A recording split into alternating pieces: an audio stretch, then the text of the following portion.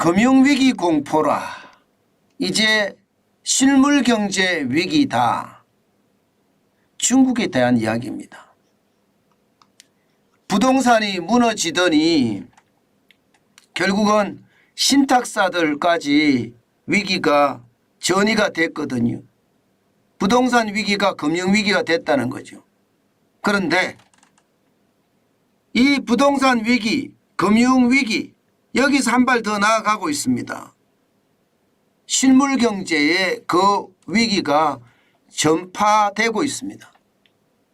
이것은 어쩌면 말입니다. 예상했던 것보다가 훨씬 빠르게 위기가 다가올 수도 있다는 바로 징표입니다. 여러분 이거 한번 보세요. 최근 1년간입니다. 중국 증시 시가총액 하락률입니다. 마이너스 12.2%예요. 굉장히 많이 떨어졌죠. 주식시장에서 시가총액이 12.2%가 떨어졌다. 저는 이게 굉장한 암시라고 생각합니다. 무슨 암시냐? 여러분 주가라는 것은요 선행합니다. 적어도 6개월 정도 선행한다고 해요. 6개월 정도. 그런데 최근 1년간 중국 증시가 지금 12.2%가 떨어졌다는 것은 앞으로 말입니다. 앞으로 실물경제에 대한 위기가 크게 닥친다는 뜻입니다. 제가 작은 단서만 있으면 따라간다고 했잖아요. 저는 그 작은 단서를 또 본 겁니다. 제가 중국 경제에 대해서 여러분들에게 전망을 계속해 드렸습니다. 중국의 통계가 어떻게 됐든 추세선을 가지고 설명을 드렸는데 제가 여러분들에게 말씀드린 대로 계속하고 있잖아요. 그죠? 처음에는 말입니다. 아주 작은 거였어요. 뭐 헝다가 망했다. 헝다가 디폴트를 채무 불이행을 당했다. 이런 아주 작은 거에서 말입니다. 완다그룹까지 가더니 비구이 위안으로 이제는 국영 부동산 개발 회사까지 갔잖아요. 그러다가 지금 중농신탁 여기에다가 한 걸음 더 나아가서 중저그룹까지 금융위기까지 확산이 됐잖아요. 이제는 실물경제로 간다는 이야기입니다. 실물경제로. 실제로도 말입니다. 중국이 굉장히 어렵다는 지표가 나옵니다. 여러분 보세요.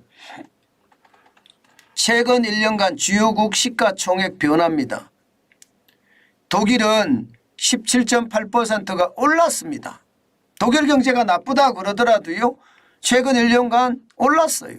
인도도 3.4%, 미국도 2.3%, 일본도 1.4%입니다. 그리고 대한민국도 1.1%입니다. 1.1%. 여기 대한민국인데 2020이라고 써 있는데 대한민국입니다. 대한민국도 1.1% 올랐습니다. 그런데 중국은요 12.2%가 떨어졌습니다. 실제로도 말입니다. 한국경제연구원에서 작년 8월에 11조 1082억 달러가 올해 8월에 9조 7531억 달러가 됐다는 것을 보여줬습니다. 그만큼 말입니다. 중국에 대한 위기는 저는 굉장히 커진다고 생각합니다. 단순하게 중국 경제를 저는 봐서는 안 된다고 생각을 해요. 지금 우리 정부도 중국의 위기가 우리에게 닥칠 위험은 제한적이다 이런 표현이 많이 나오거든요. 글쎄요. 과연 제한적일까요? 지금 여러분들 이 지표를 보면 제한적이다 이렇게 생각이 들지 않죠. 지금 중국의 시가총액은 1년 만에 12.2%가 떨어졌는데 이게 제한적일까요? 그렇지 않습니다. 그 충격의 파고는 점점 커진다고 이야기할 수 있습니다. 실제로 한국경제연구원이 더 조사한 내용이 있습니다. 보시면요. 예. 주요국 상장사 매출액 증가율입니다. 매출액 증가율. 이게 덤핑을 하든 뭘 하든 매출액이 얼마나 늘었냐를 나타내주는 지표인데요. 작년 기준입니다. 올해가 아닙니다. 이탈리아는요. 지금 보시는 것처럼 42.68%가 올랐습니다. 프랑스도 17.7%고요. 독일도 15.94%, 영국은 15.92%예요. 미국도 올랐습니다. 14.43%, 대한민국도 13.69%나 올랐어요. 인도도 12.35% 올랐거든요. 그런데 일본과 중국을 보세요. 일본은 0.27% 올랐고요. 중국은 마이너스입니다. 마이너스 1.17%예요. 저는 이게 굉장히 충격적인 숫자라고 봅니다.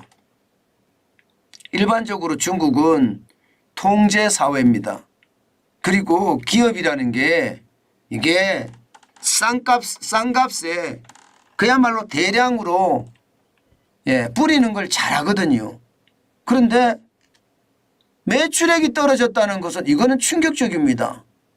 싼 값에 대량으로 뿌리는데도 안 산다는 거잖아요. 이게 지금 중국 경제의 크나큰 맹점이다. 이게 작년이 그러면 여러분 올해는요. 올해는 더 심하면 심하지 약하지는 않을 거다 이렇게 보는 겁니다. 심하면 심하지 약하지는 않을 거다.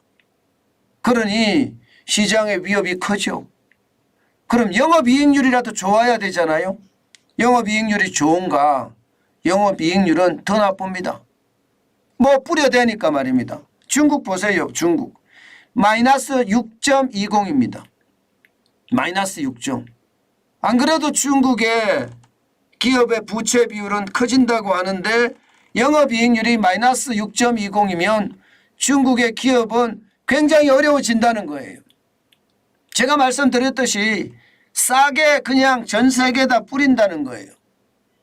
뿌렸는데 당연히 매출도 매출은 늘어나야 되는데 안 늘어났고요.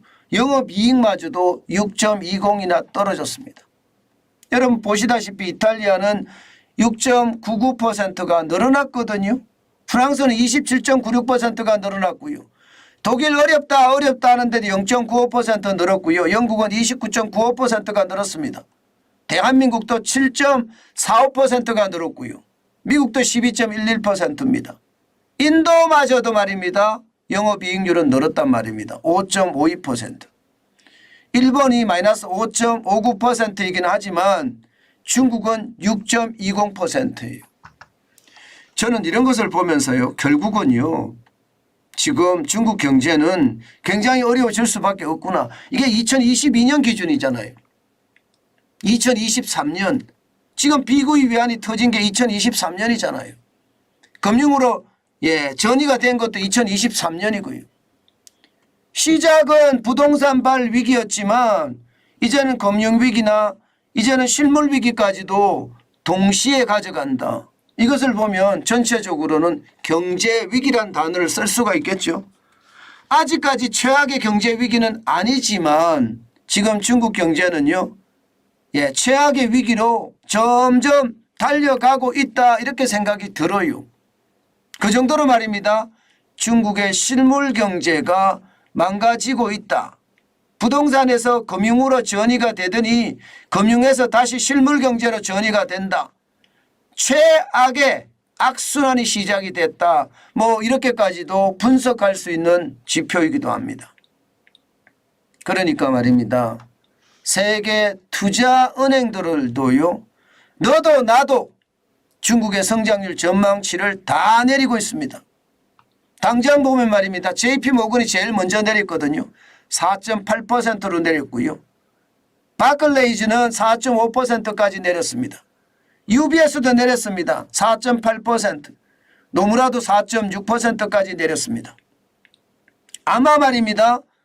지금 세계적인 투자은행 4곳이 이렇게 내렸으니까 앞으로 골드만삭스도 시티은행도 홍콩 상하이은행도 뱅크 오브 아메리카도 다 내릴 겁니다. 지금 분위기를 봐서는요 4%대입니다. 4%대면 올해 중국의 경제 성장률은요 이게 더 많이 최악으로 갈 수도 있다는 거예요. 여러분 오죽했으면 중국의 16세부터 24세까지 청년 실업률을 발표하지 않았을까요? 예, 6월 달까지만 하더라도 20.13이었죠. 그런데 7월은 발표를 안 했습니다. 오죽했으면 발표를 안 했겠습니까? 이게 일자리라는 게 결국 말입니다. 실물이 좋아야지 일자리가 늘어나거든요. 지금 실물이 굉장히 좋지 않다는 겁니다. 그 정도로 말입니다.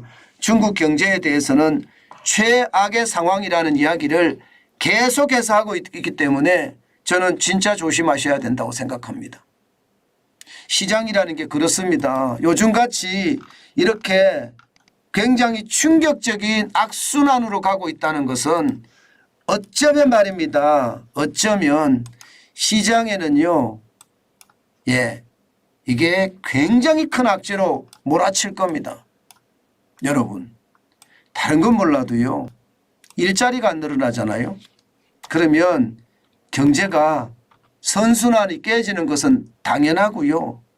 악재의 골이라는 게 아이고 진짜 순간적으로 놀라운 일이 벌어질 수도 있습니다. 악재의 골이라는 게. 예. 실물 경제가 무너지면 그 악재의 골은요. 생각보다가 빨리 온다는 뜻이에요. 생각보다가. 저는 진짜 중국의 어떤 상황을 우리가 굉장히 예의주시해야 된다고 봐요. 단순하게 우리가 취급해서는 안 된다. 물론 이럴 때 어떤 분들은 그렇게 이야기합니다. 지금이 기회 아니냐. 중국이 IMF 외환위기 때 우리나라에서 빼먹었던 것처럼 우리도 중국의 위기를 기회 삼아서 중국에 들어가서 빼먹자. 뭐 이렇게 하시는 분들도 많이 있습니다. 저는 그럴 수 있다고 생각을 해요. 제가 여러분들에게 계속 말씀드리는 원자재 기업들 말입니다. 원자재 기업들은 매력적이거든요. 전 세계에서 말입니다. 시장을 많이 가지고 있어요. 이런 원자재 기업 우리가 잘만 인수한다면 저는 굉장히 성공적인 케이스가 될 수도 있다고 생각을 합니다. 그 정도로 지금 아주 발상을 확실하게 정안적으로 저는 생각하시는 분들도 있다. 그 말씀도 드립니다. 이 말은 위기를 기회를 삼는다는 뜻인데 그런 사람들은 진짜 전문가들이고요.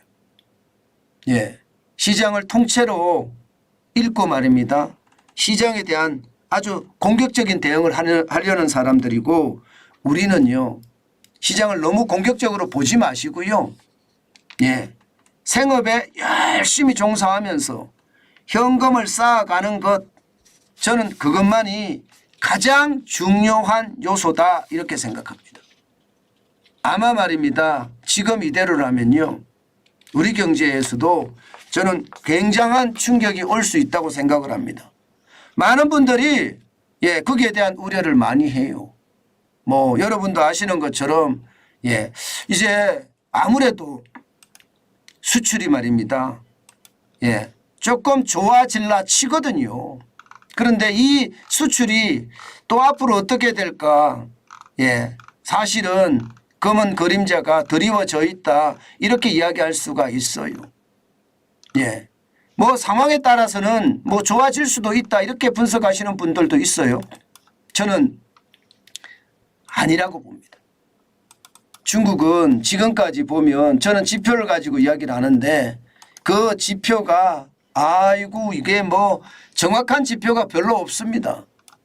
정확한 지표가. 그래서 오히려 저는 우리 무역에 대한 어떤 생각도 반드시 해봐야 된다. 그 말씀도 함께 드립니다. 무역이 말입니다. 6월 7월에 그래도 수지가 흑자를 이루었거든요. 그렇지만 8월에 35억 6,600만 달러로 적자가 또 나고 있습니다. 아마 이 충격 어차피 실물에 충격이 왔어요. 저는 그 충격이 2022년에 중국이 저렇게 됐다면 2023년에는 더 어려워졌을 거다. 좋아지는 모양새가 되기는 쉽지 않다. 올해 무역 적자가 지금 284억 600만 달러나 되잖아요. 올해만. 저는 이 충격이 더 갈 수도 있다고 생각을 하기 때문에 정부가 너무 안일하게 시장을 대처해서는 안 되겠다. 그 말씀 또 한 번 여러분에게 드립니다. 아마 정환진 TV를 보시는 뭐 기획재정부의 관계자들도 있겠죠. 그러면 앞으로 경제를 어떻게 운용할 것인지 저는 그 감을 잡으리라고 생각합니다. 분명한 것은 부동산 위기가 금융위기로 갔고요. 금융위기가 지금 실물경제 위기로 전이되고 있는 모양새 분명해 보인다. 이것은 자칫 잘못하면 크나큰 경제 위기로도 발전할 수 있다. 그에 대한 대한민국의 대응도 반드시 필요하다. 저는 그렇게 말씀드리겠습니다.